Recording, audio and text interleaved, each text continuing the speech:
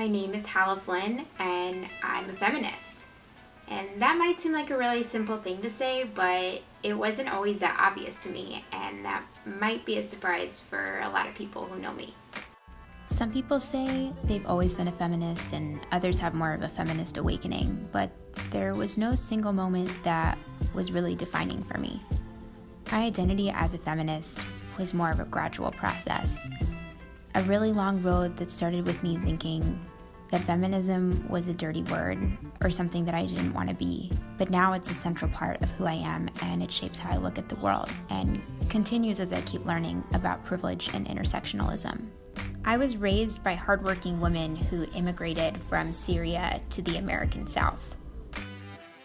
They taught me to work hard, to try new things, to be myself, to value a community of women, and to be proud of my heritage. And then I moved from North Carolina to Washington, D.C. at the same time as an administration that began to threaten the very rights of women and immigrants and people of color. Outside of my job as a writer, I'm a social media ambassador for the National Museum of Women in the Arts, where I use my social platforms to tell stories about the exhibitions and the events at the museum. So tonight's talk is called Writing the Balance, and we're considering that how most historical narratives either have men at the center or they're written by men. So what happens when women don't write or aren't encouraged to write or aren't empowered to write? Being a feminist means that I believe in equity and equality for people of all genders.